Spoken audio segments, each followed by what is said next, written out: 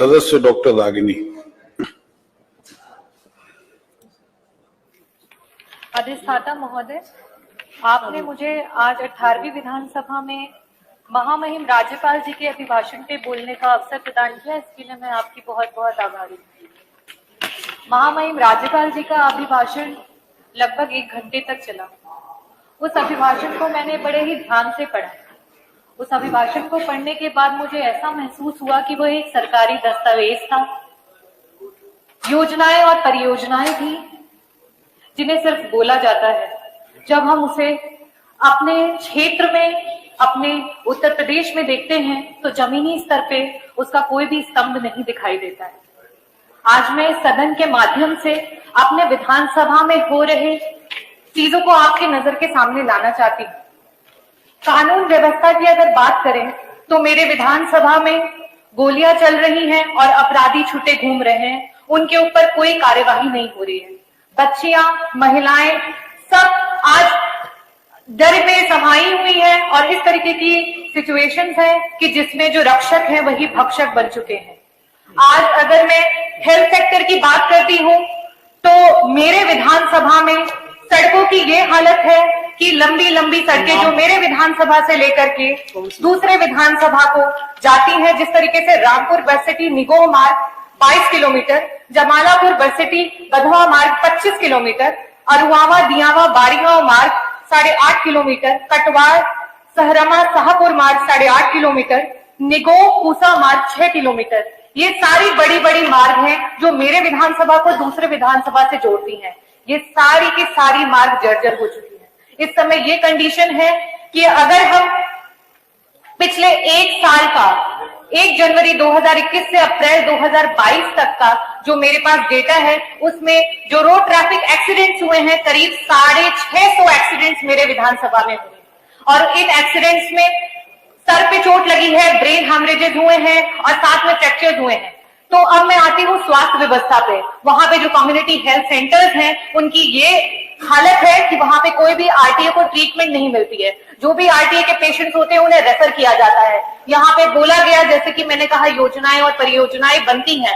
यहाँ पे medical colleges के उद्घाटन हुए, हमारे पूर्वांचल में भी मेडिकल कॉलेज का उद्घाटन हुआ, लेकिन वहां पे हम किसी भी आरटीए पेशेंट को रेफर नहीं कर सकते। उन पेशेंट्स को डायरेक्टली बीएचयू में भेजा जाता है और बीएचयू में आपको पता है कि इतना पेशेंट लोड है कि वहां पे बेड्स नहीं मिलते हैं। जो गरीब परिवार के हैं वो वहीं पे दम तोड़ देते हैं या फिर उन्हें कहीं प्राइवेट हॉस्पिटल्स में एडमिट कराया जाता है और इन प्राइवेट हॉस्पिटल का खर्चा इतना होता है कि उन्हें अपना घर बेचना पड़ता है, अपनी जमीनें बेचनी पड़ती है। मैं आपके सदन के माध्यम से मेरे विधानसभा में, क्योंकि मैं एक आई सर्जन हूं, मैंने एम्स से अपनी आई की सर्जरी की डिग्री एमडी प्राप्त की हुई है और मैंने अपने क्षेत्र में देखा कि बहुत सारे बुजुर्ग हैं जो कि मोतियाबिंद से पीड़ित हैं। जिस तरीके से बुढ़ापे को हम नहीं थाम सकते हैं, उस तरीके से मोतियाबिंद भी एक ऐसी बीमारी है जो उम्र के साथ सभी को होती है। और इस मोतियाबिंद की बीमारी के लिए मैंने देखा कि ना तो मेरे विधानसभा में, ना तो जनपद में, ना ही उत्तर प्रदेश में कोई एक अच्छा इनिशिएटिव लिया गया है। मेरे हिसाब से आई क्लिनिक का निर्माण करना चाहिए।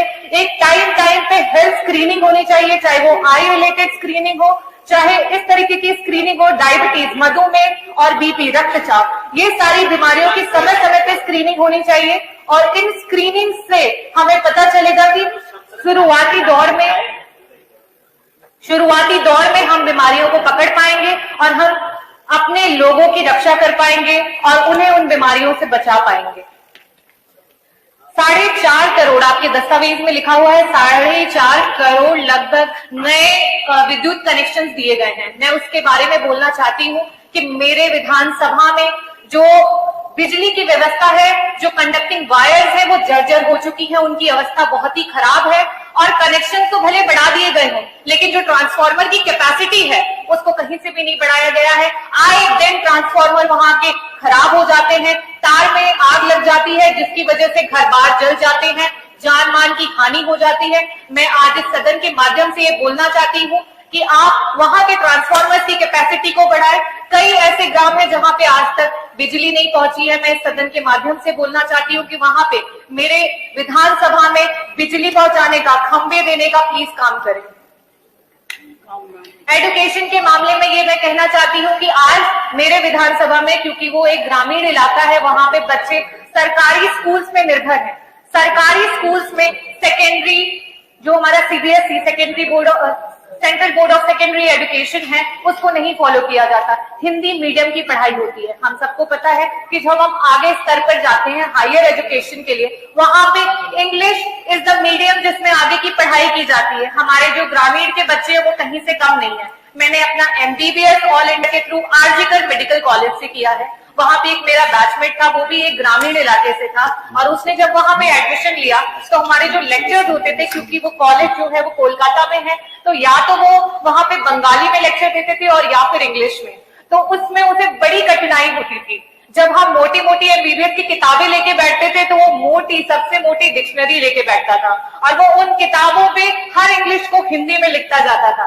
तो आज वो एक रेडियोलॉजिस्ट है, और मैं आपको यही बोलना चाहती हूँ कि हमारे जो ग्रामीण के बच्चे हैं वो कहीं से भी पीछे नहीं है, ना तो वो मेहनत करने में, लेकिन उनको उनका अधिकार नहीं मिल पा रहा है, जिसकी वजह से वो पिछड़ रहे हैं। मैं आपसे और इस सदन के माध्यम से ये बोलना चाहती हूँ, right of equal education, secondary board जो आपका central board of secondary education है, इसे लागू किया जाए, ताकि जो लैंग्वेज है वो किसी के भी ड्रीम्स में बैरियर ना बने। सिर्फ इंग्लिश एक लैंग्वेज है जिसकी वजह से वो बच्चे पीछे हो जा रहे हैं। वो डॉक्टर, इंजीनियर और काफी ब्रांचेस में जा सकते हैं और बहुत स्कोप है उनका, लेकिन हमारे लैंग्वेज की बैरियर की वजह से वो आगे नहीं बढ़ पा रहे हैं। इसके लिए भी मैं यहाँ से अनुरोध करना चाहती हूँ कि इस पे भी ध्यान दिया जाए। जैसे कि माननीय सदस्य बोल रहे थे, यूक्रेन से हमारे मेडिकल के जो स्टूडेंट्स हैं उनको लाया गया। मैं उसके बारे में भी बोलना चाहती हूँ कि जो मेडिकल से रिलेटेड पढ़ाई का जो हमारे यहाँ जितनी भी फैसिलिटीज है, हमारे पहली बात तो सीट्स बहुत ही कम है।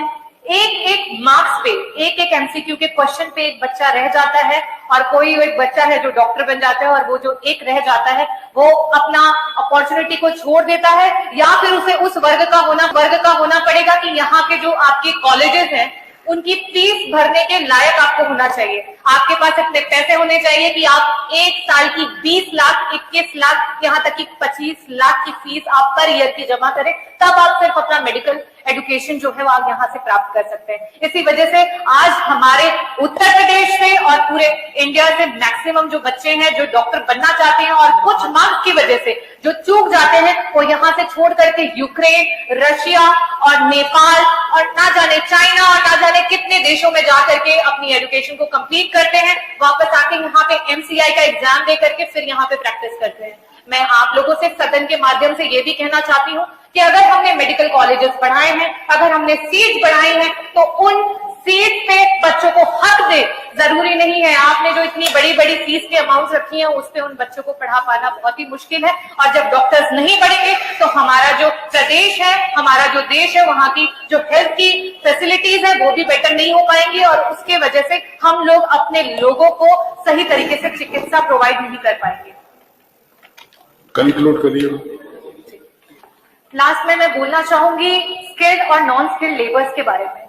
मेरे विधानसभा से और पूरे जौनपुर जनपद से बहुत सारे लोग हैं जो अपना परिवार छोड़ करके दिल्ली, बंबई, गुजरात और ना जाने किस किस जगह जाकर के रहते हैं, क्योंकि उनके पास यहाँ पे रोजगार नहीं है। मैं इसके लिए भी बोलना चाहूंगी कि एक प्रॉपर यहाँ पे इस तरीके का कंसेप्ट लाया जाए कि हमारे लोग जो गरीब लोग हैं अपने परिवारों को छोड़ के इतनी जगह इतनी दूर रह रहे हैं, उनको यहीं पे वो फैसिलिटीज मिले, यहाँ पे जॉब अपॉर्चुनिटीज मिले, यहाँ पे स्किल ट्रेनिंग प्रोग्राम हो, ना सिर्फ पुरुषों के लिए, महिलाओं के लिए भी यहाँ पे एक स्किल ट्रेनिंग प्रोग्राम हो, जिसके तहत असलियत में वो आत्मनिर्भर होके अपनी लड़ाई को लड़ सके, अपने परिवार का पोषण पालन कर सके।